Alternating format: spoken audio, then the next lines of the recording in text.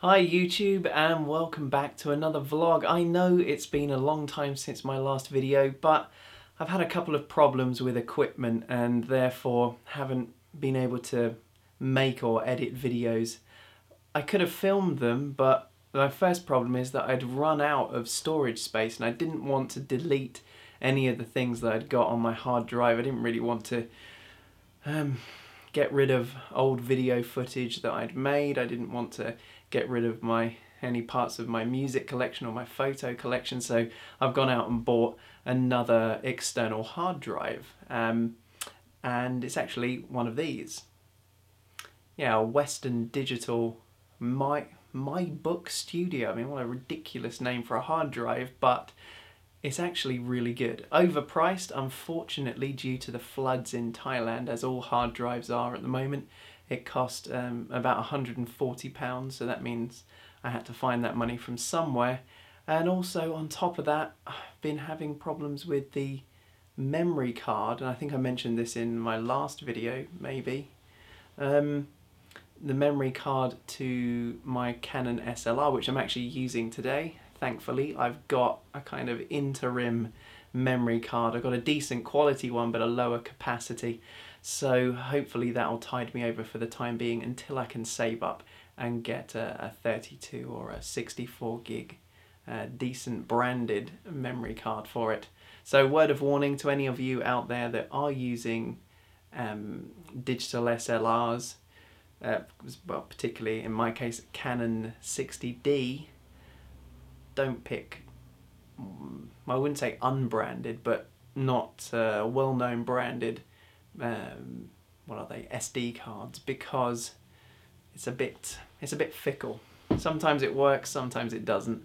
I've now got an SD SanDisk Extreme, not the Pro version, couldn't really stretch to that, but the SanDisk Extreme seems to work pretty well so far. So I'm very happy about that. So back to using high definition camera, proper high definition camera, and I've got plenty more storage space, so all of the video ideas that I've got, I can start making them. And that brings me on to the other channel, the Gamers Living Room channel. And I know I haven't put anything up on that for a while, but it's obviously for the same reason. So I've got some time penciled in this weekend to film the 7th episode. I'm really looking forward to making it. This episode's going to have a slightly different take on it to the last one, but I'm not going to spoil it. You'll see it when I finally upload it to YouTube, which I hope will be before the end of the month, but I'm not so sure. It might have to be the beginning of next month. So that's something that's coming up. Now, I've got a few things I'd like to talk about. First, kind of an apology, because I know my last proper vlog was ridiculously long, at over an hour. And so I've decided going forward that I'm not going to make any overly long videos. And as you can see, I mean, obviously you know how long this video is already. I haven't done that in this case. But I did try, I did make this video, this 11th vlog, a couple of weeks back, but I never ended up uploading it because I was just not happy, one, with the quality of it, and two, with the fact that I just couldn't get my words out and it just ended up running on and on. So there, I attempted once. Well, hello YouTube and welcome to another vlog. And that one ended up at 45 minutes. I tried again. Hello YouTube and welcome to another vlog. That one was 35 minutes. So I thought, I'll give it another go a third time. Well, hello YouTube and welcome back to another vlog. 32 minutes. The problem is that I just can't fit enough in the time that I've got. I mean, I seem to take 40 minutes to say what a lot of you guys fit into 10 minutes. So I thought, well, there are two ways around this. One, I could take on the guise of one of those typically American vloggers who jump cut all over the place and it's very fast paced, but I thought, well, that's not me. That would be it's like kind of, well, dishonest of me to portray myself in that way, because I'm not that kind of person. So I've decided, well, I'll just say less. I'll just have less talking points in each video and make more videos. And I think that will make most of you happier, I hope, because I know a few of you did say that you sat all the way through that monster video, and, you know, thanks, I'm grateful that some of you did, but I'm sure most of you probably watched a bit of it and then just thought, this is far too long, and clicked off. And I don't blame you, because it was.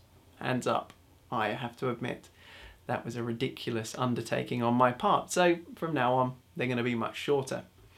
So I guess I did have some points that I was making in my previous attempt at this video, so I'm going to stick to a couple of those. So I'm going to break this into two parts. I'm going to do another one later in the week about not so much pickups, because I'm not really not planning to pick much up this year. So I'm going to take a different approach to those kind of videos. But I'll talk more about that in the next one. But what I will talk about is something that I had picked up before Christmas, because I wanted to have a nostalgia-packed Christmas, and I wanted to get into some gaming on a system that I loved as a kid. And an opportunity came up on eBay to get my hands on, not a rare system, but the original version of this system that I had as a kid. And it's this one. Oh, how I love the Sega Master System. Well, those of you that have seen my Gamers Living Room episode on it, you'll know that already. And you'll also know that I still have a Sega Master System 2, and I don't like it. And so I've been using the Mega Drive with the Power Base, is it? Or Master System Converter? I forget what the name of it is here in the UK, but you know the thing I'm talking about. So I used that in the past to play my Master System games, and it's good, but as I'm sure most of you will agree, there's something lacking if you don't have the controller. You know, it's not, the nostalgic experience isn't complete until you've got the original controller in your hand. I mean, as much as the Mega Drive controller is better than the Master System controller, it still doesn't feel quite right to be playing those games on a Mega Drive pad. So I decided I've got to get my hands on an original Master System, and hopefully the original Master System that I had, the first model of it with Hang On, the little plug-in card of Hang On, and those little thumbsticks. I love the little thumbsticks on the original, the very, very first Master System pads, which were soon discontinued because for some reason people seem to break the thumbsticks off. I never had any problems with mine at all, so there must have been some very heavy-handed people back in the 80s there bashing the life out of their Master System control pads. So I managed to find one on eBay, which for what I thought was, you know, quite a reasonable price, £25.99 plus another £10 for delivery. And, well, I went for it. It was a buy it now. And I could see from the pictures that it was boxed, the original box that I had as a kid. It had the card for Hang On, seemed to have the controllers, although I was a bit skeptical because I know how difficult it is to get hold of the original controllers with the screw-in thumbsticks. So I was taking a gamble, but I knew full well that if it didn't have those original controllers, I would still be happy with it. Turns out, when it arrived, it didn't have those original controllers, and I wasn't too miffed about that. It was only when I came to play the system, I put in the Hang On card, I played a bit of Hang On, I realised why I hated Hang On so much as a kid, because it's one of the most boring and repetitive racing games ever, but still, in some strange way, it was fun to play it again. I took out the Hang On card and I thought, I want to play a bit of Snail Maze. So I switched the machine back on without the card in it, and what happened? Hang On popped up. Now that's not quite right, I thought to myself. obviously this was a later edition of the Master System Mark 1 that had Hang On built into it. So I contacted the guy that sold it to me, and I said, look, you know, this is not quite right. You listed it as one thing, but really it's not quite what I was looking for. And I got an email back the next day, and the guy apologized. He said, look, I'm really sorry. Here's my mobile number. Give me a call, just so I can explain to you. So I did that. And he told me, you know, he doesn't really deal in Sega stuff. I looked at his other listings around when I was ordering the Master System, and I did notice that a lot of it is Super Nintendo stuff. He said he was selling a few Sega bits for a friend of his, and he said, look, you know, I'm really sorry, I don't really know enough about the system to know that it wasn't the right system. How about a 50% discount? Yeah, 50% off the system and 50% off delivery. So I got a boxed Sega Master System delivered for £17.50, and that, I think, is a pretty good deal. All right, if I'd have found it at a car boot sale, I might have been ridiculously lucky and picked it up for less than £5, but still, £17.50, I cannot complain. So it turned out to be a very Sega-y Christmas for me, because I took the system to my parents' house and I played on Christmas Eve and Christmas Day in their living room on their television. And those feelings of nostalgia, those waves of nostalgia came flooding back, because I got to play not all of my favourites, but of course the first cartridge into the machine was Space Harrier. So I got to play some of that, and Choplifter. I love Choplifter. I probably played that for about an hour, and struggled to get past level 3. In fact, I didn't even get past level 3. I struggled and battled my way through level 3, dying quite quickly. And then, another favourite, Wonder Boy in Monsterland. I got to play some of that. Again, still haven't beaten it, but I will do at some point in the future.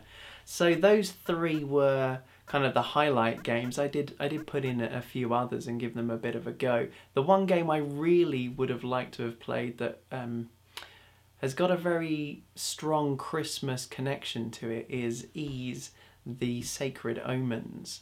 But I don't have a copy of that anymore. I wish I did, and I'm sure I will again in the future, because maybe not this year, but at some point in the future, I'm going to rebuild my original Master System collection. But not just that, I want to get all of the Master System games that I loved as a kid. Because my personal collection of Master System games was relatively small, but I did get to play quite a lot of the titles thanks to a friend whose parents were somewhat wealthier than mine and could afford to buy him all the latest releases. So at first I got to play those games around his house on his system, but after he was bored with them and had got something new, it meant I got to borrow them. And so there's quite a lot of titles that have got a place in my heart, and I want to get all of those back and have that collection. Much like Lawn Boy and his Mega Drive collection, I think for me, the Sega Master System collection would be the one that I want. Yeah. So hopefully that'll happen in the near future. Now I'm not going to drag on too much longer, but there is something else I'd like to talk about, and that is, I think actually it is connected to something Lawn Boy had said himself. And I remember Steve Benway talking about it as well, I think in response to Lawn Boy. And that was, or maybe it was the other way around. I can't remember. It doesn't matter. But the question was about how do you get noticed on YouTube? And they were talking about how difficult it is for the smaller channels to get noticed. So I'd like to just talk a little bit about that, because I mean, obviously my channel's very small. You guys know I've only got about 180 subscribers. Admittedly though, I'm not worried about that. For me, that is a fantastic number. Mostly because those subscribers I think generally I would imagine most of them watch, because the number of subscribers I have seems to tally roundabout with the number of views that I get on my videos. I get enough responses, so not responses, comments, and so yeah, I'm really happy with the audience. You guys, why am I talking my audience as if it's something else that's not connected to you? It is you. You are the audience, you guys. So I'm really happy with that connection. But I think some guys out there are either struggling to even get as many subscribers as I've got, or they're not happy with that number and want to get a larger audience, and they're really struggling to do that. I heard Happy Console Gamer talking about this on a panel video. In fact, I'll put a link to that down below because it's quite interesting. It's not just him and Rob Man, it's I don't know what his name is, the guy who does awesome video games. I forget. And a new one who I'd just been introduced to through this video, Metal Jesus Rocks, who looks very cool, and I think I subscribe to his channel, or I'm going to subscribe to his channel, because he's got a lot of great content on there. But anyway, those guys have been around for a long time and are established, and they were talking about how when they started, it was relatively easy to get subscribers because there weren't a lot of people making videos. Whereas now, there are tons of us, aren't there? I mean, there are thousands of people doing what I'm doing, what you're doing, making videos and sharing their thoughts, vlogging and doing reviews and all this sort of stuff. So I think if you wanted to make a channel really successful and build a big audience of 10,000, 20,000, 30,000 or more subscribers, it must be really difficult. I couldn't imagine growing this channel to anywhere near that size. I just don't think I'd be able to reach an audience like that, because the audience is spread so thin. I was thinking about this myself the other day, and I think I've mentioned this before, that there's just so much good content out there, even amongst the people that I'm subscribed to. And I limit my number of subscriptions to things that I really want to watch more of. But even amongst those, I think to myself, God, I just don't have time to watch all of these videos. It's like, I want to, but obviously YouTube has to compete with all the other forms of entertainment. So if I'm going to watch a YouTube video, that means I can't really play a video game at the same time. I can't watch a movie. I can't watch a TV program. I can't read a book. I can't create a video.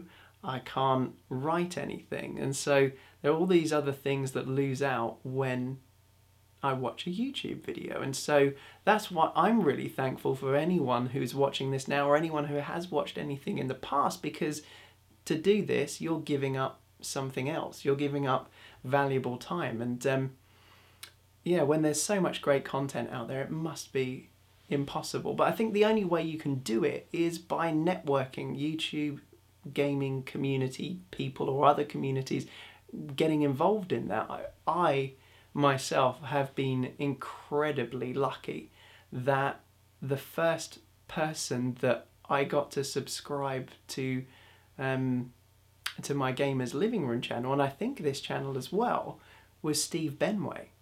And that was just pure fluke that when I uploaded my first video about the Acorn Electron and Citadel, that it popped up other Citadel reviews. I mean, I checked my video to see if it was okay, and the one at the top, and there was another Citadel review, so I clicked on it to see, because before doing the review I hadn't actually watched anyone else's reviews of Citadel. I didn't think to do that. I don't know why, but I didn't. So anyway, I watched it, and it was Steve Benway's video, and I really enjoyed seeing someone else's take on it, someone who hadn't played the game before, didn't really have any love for the game, and it was interesting to see it through a different pair of eyes.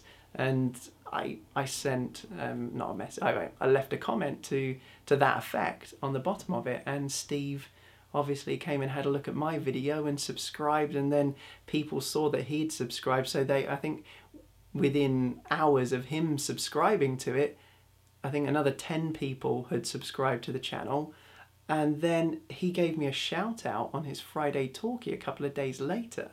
And then another 30 or more people came over, and then it's just kind of snowballed from there. Other people giving me shout outs, other people finding me through friends.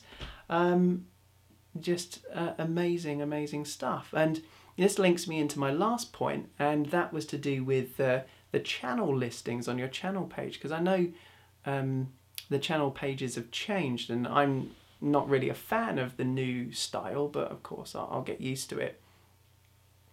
But one of the things I don't use at the moment, and I'm going to use in the future, is the listing of channels, you know, favourite channels or whatever it is.